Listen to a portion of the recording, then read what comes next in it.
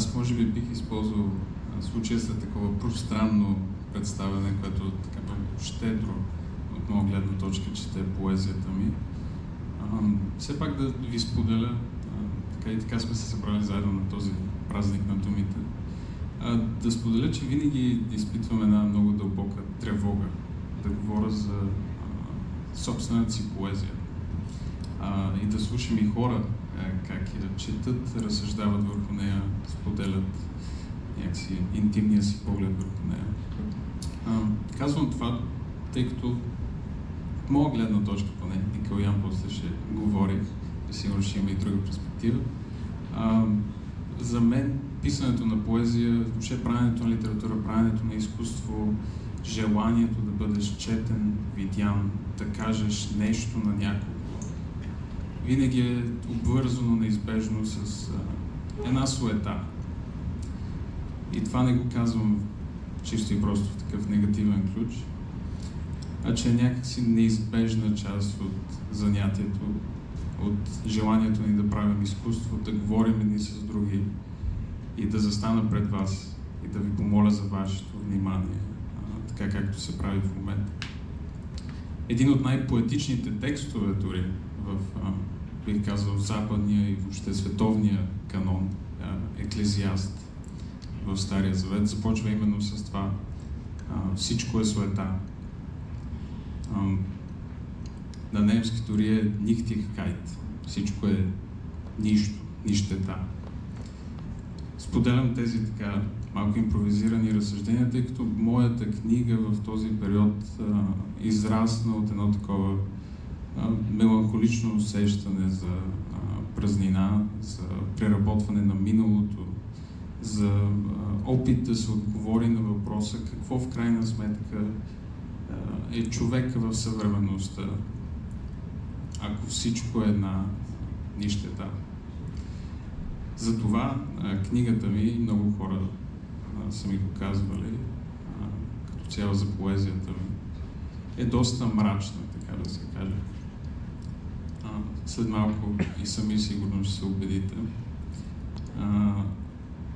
Искаше ми се да адресирам този проблем, тъй като от моя гледна точка в момента, както може би и винаги хората са били изправени и са изправени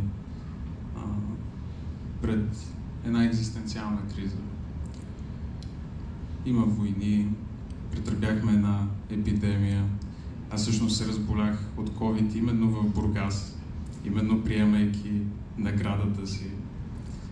Явно толкова се бях развълнуван, че съм я получил, че имунната ми система малко се срина и на път към София така преработвах щастието си заедно с болестта. Но на всички тези проблеми, пред които сме изправени, пред които и поезията е изправена, особено с изкуствения интелект, който ще започне все повече и повече да бълва стихове, които от моя гледна точка все по-рядко ще можем да различаваме кой е писано човек, кой не е. На целият този фон ми се струва, че е редно или поне смислено и достойно, въпреки цялата суета на едно такова занимание като писането, да се опитваме да пишем. Не само аз. Не мисля, че съм поет в същинския смисъл на думата. Може би времето на поетите, на великите поети по някакъв начин дори е минало. Но мисля, че в едно такова скромно желание да се говори, да се пише, да се изразява, да се търси смисъл, въпреки суетата, въпреки нищетата, въпреки всички опасности, войни, страдания по света, въпреки миналото на Европа, което по някакъв начин много силно застъпено в моята книга, тъй като тя се занимава почти експлицитно с наследството на Втората световна война и Холокоста. Въпреки всички тези неща, ми се струва, че ние като хора, това, което ще продължи да ни прави хора, е, че ще продължим да се опитваме да говорим и да споделяме. Въпреки мрака, така да се каже, ще има една светлина, която така и няма да бъде обзета. и победено. Това е някакси едно такова въведение към начина ми на мислене, начина ми на писане. И от тук нататък може би бих прочел няколко стихотворения и бих оставил време все пак и за Калоян. Може да си представи на спокойствие книгата.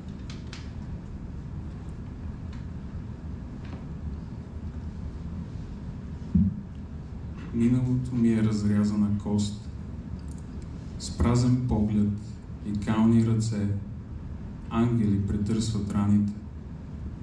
Не липсват доказателства, че аз съм майка на разстоянията, сън, положен в гнездо от плът.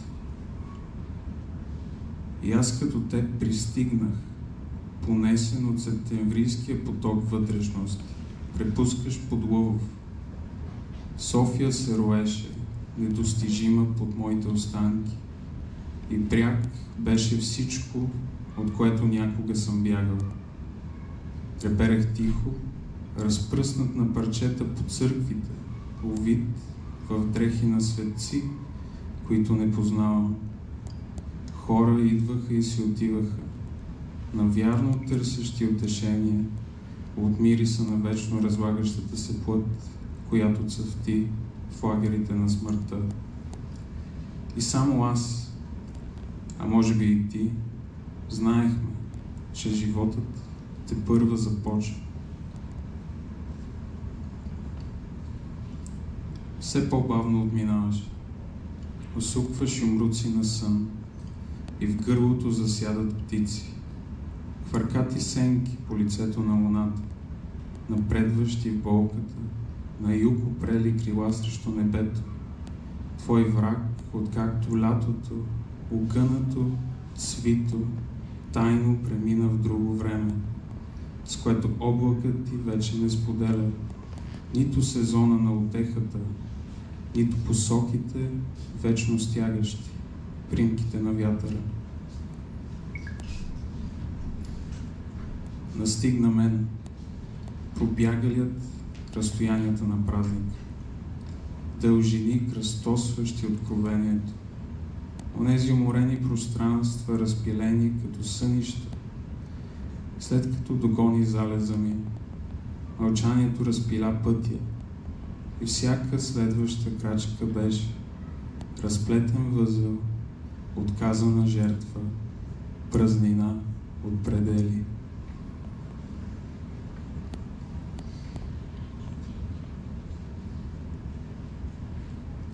В окопите на съня ангел пада, прегърнал бомба във формата на тялото ти.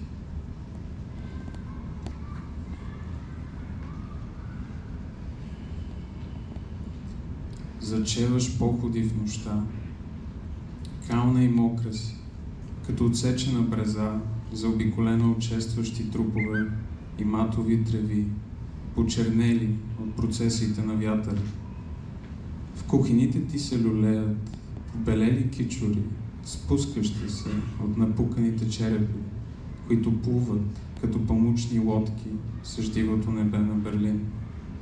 Надничаш уморено в собствения си, изхабен от възкресения гроб, и за пръв път забелязваш безразсъдната форма на вечността ни, грапаво кълбо от сплетени въжета и телени нишки.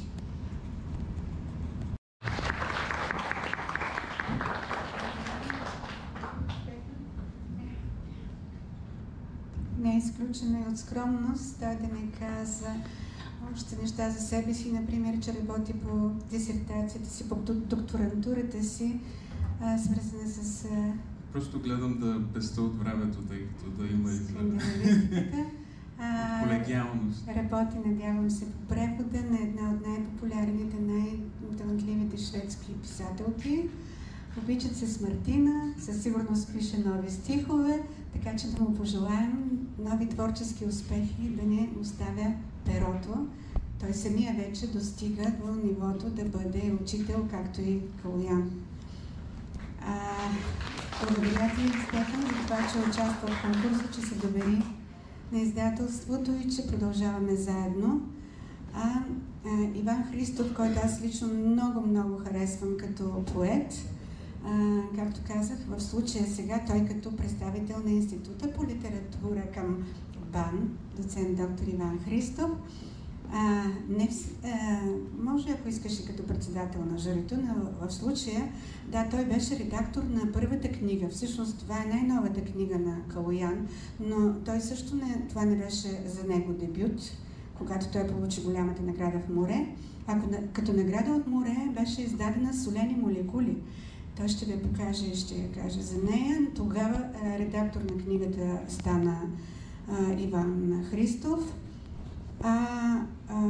На новата книга редактор на книгата е Ксения Михайлова, но сега давам думата на Иван да представи автора.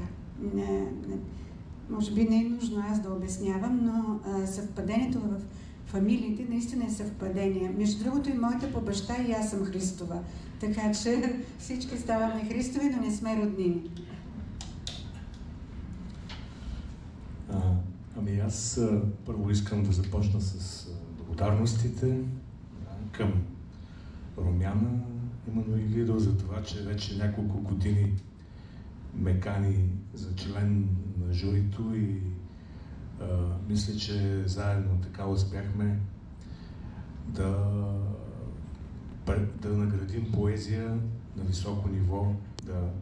Така ми се струва, че конкурсът все повече авторитета му нараства, което много ме радва. Ето, както виждате, както чухте и поезията на Стефан, талантливи, интелигентни, млади хора. Да благодаря и на читалище Свети Кирил и Методий, които днес, освен това, имат и празник. Аз съм също един от хората, които подкрепят идеята 24 май да стане национален празник на България, макар че явно може би няма да се случи. И да благодаря на Бургас, този литературен град, за гостоприемството, за вдъхновението. Калоян Христов, тази книга негова, трета поред, доста по-зряла. И за разлика от предишните книги, където той съвпадения и солени молекули, той така основно пише за любовното чувство. Поезията му е вдъхновена от любовното чувство. В тази книга, освен за любовта, откриваме още и други няколко теми, които са белег за зрялата поезия. Според мен това е още една тема, е темата за детството и за изтичането на времето и, разбира се, темата за края на човешкия живот, за края на времето и темата за смъртта. Калоян Христов, както вече споменахте, той е учител по литература, така че неговата поезия не е спонтанна, не е емоционална. Можем да кажем, че това е една начетена поезия. Поезия, която знае, че има зад гърба си българската и чуждата литературни традиции. Ето защо няма да намерите в неговата поезия така ефектни поанти, нито радикални метафори. Това е така една книга на овладяната сетивност, ако мога така да се изразя по заглавието на книгата. Освен това, в тази книга Калоян не отделя толкова голямо внимание на ефектната форма, а по-скоро се спуска в дълбините на съдържанието. В тази книга той иска да ни говори за важните неща за важните неща от живота. Като поет той тръгва от ежедневието, но въздига своите стихове до едно такова високо обобщение. За всичко това, което през годините правят за българската литература, на община Бургас и в частност на госпожа Саватева, за това, че всеки път създават един уютен пристан за изкуството, не само за литературата, защото виждаме от различни точки на България какво се случва в Бургас и колко красиви събития се организират. И на издателска къща Знаци в лицето на Румяна Емануилидова за това, че е подкрепила и продължава да подкрепя толкова много автори и че е наистина крепител на поезията, изобщо на литературата. Много се радвам, че в днешния ден именно се срещаме и то ни събират отново думите и словото. Тук ще направя една реплика към Стефан относно писането и поезията като суета и нищета. Смятам, че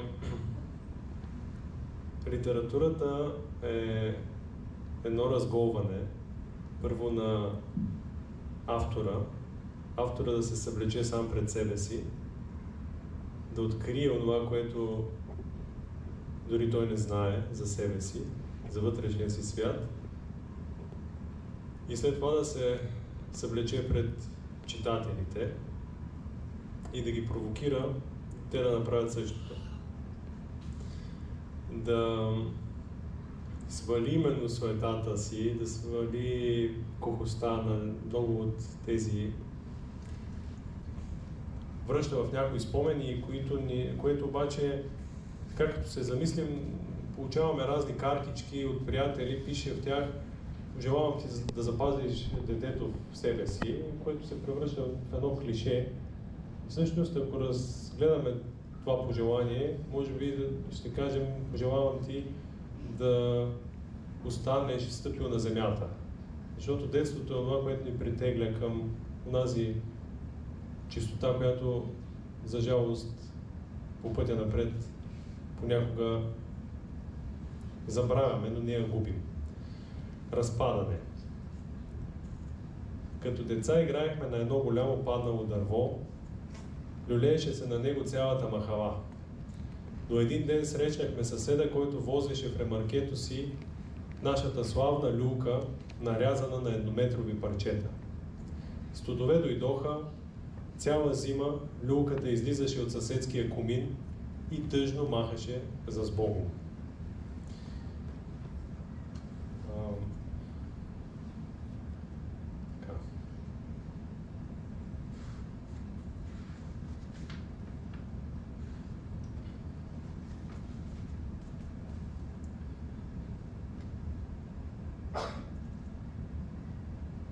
Вчера бях на среща с ученици в средно училище Димчо Дебелянов тук в Бургас и питах дали ги карат да учат наизуст стихотворения. Те казаха не, или не често. Но понеже понякога има така някои хора ме карат да казвам наизуст мои стихотворения, аз не си знам стихотворенията наизуст.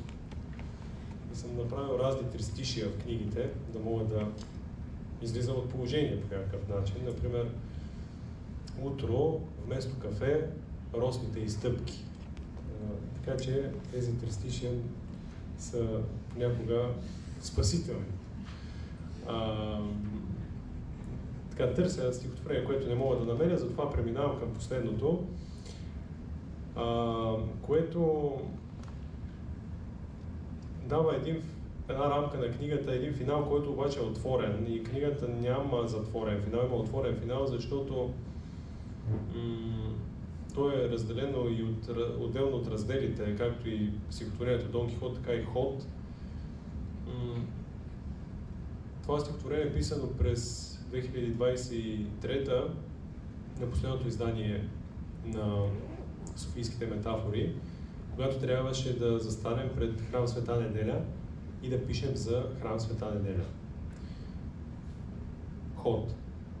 Върви светът, тътри обувките си през процепите на времето с цялата си суетност, наивност и горделивост. В храма влизат безброй възрастни, а след миг излизат деца.